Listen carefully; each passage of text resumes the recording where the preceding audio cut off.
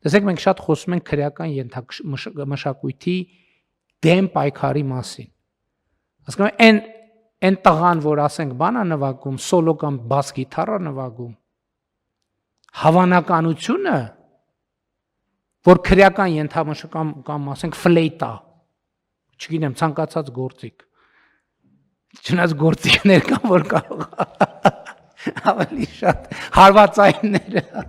չէ, հումոր է իհարկե, կարող լինի նաև բաս գիտար կամ սոլո գիտար նվագող կամ սաքսոֆոն նվագող, որը քրեական ենթամշակույթ է, բայց մենք այս կոմպոնենտները բաց թողած անընդհատ հետևանքների հետևից ենք, անընդհատ հետևանք, մենք պարոն Սարգսյան համոզված եմ, որ մեր բանակում օրինակ ինքնագործ խմբեր կան, չկան, ով որ բանա, այդ մանը մեր ինչա կոչվում, էլի բանի տրամաբանության, նվագախմբի տղաները, մեր պատկերացում բանակ, նվագախմբի տղաներ, բաս գիտարը ինչ գործ ունի բանակ, համոտ է, նվագախմբի տղաներ պետք է լինի ջուտո, պետք է լինի անպայման դե, առանց ջուտոյի հնարավոր չի, մենք հարց չի, այդ քրեական, ինչի է Հայաստան, որ սոցիալական բան մի հատ անցկացնեց, կարող է պարզվի, որ Հայաստանի տղաների ենթադրենք մի հատ X% ջուտոյա, մենք հարց չենք տարել, որտեղից ես, մենք ենք ամեն նոր ամիսը պարտադիր կիրակի օրվա ամենալավ ժամին է ցույց ենք տալիս, որ այդ բանակը պետք է տեն ցնցոտիավոր ջուտո բան, հետո ուրիշ տեղից պետք է գան փրկեն, որ այդ բանակը բան ունենա, հասկանաք, մենք մեզ հետ ինչ ենք անում ընդհանրապես, բայց պրոբլեմն է, մենք ուրիշ բովանդակություն չունենք, հո չենք կարող անընդհատ այն բանը ռամկան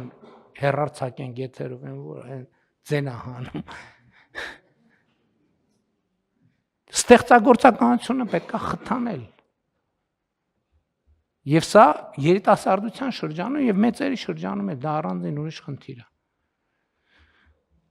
և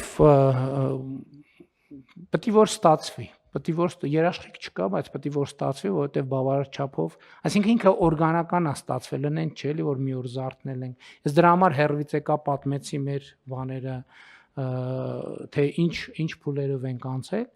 ես մտածում եմ էս լինի, Տիկին Անդրեասյան, մենք անդրադառնանք նորից, հեղինական երգի փառատոնը 2 անգամ է, չէ, տեղի ունեցել, թե մի անգամ է տեղի ունեցել, ջերմուկինը, 2 անգամ,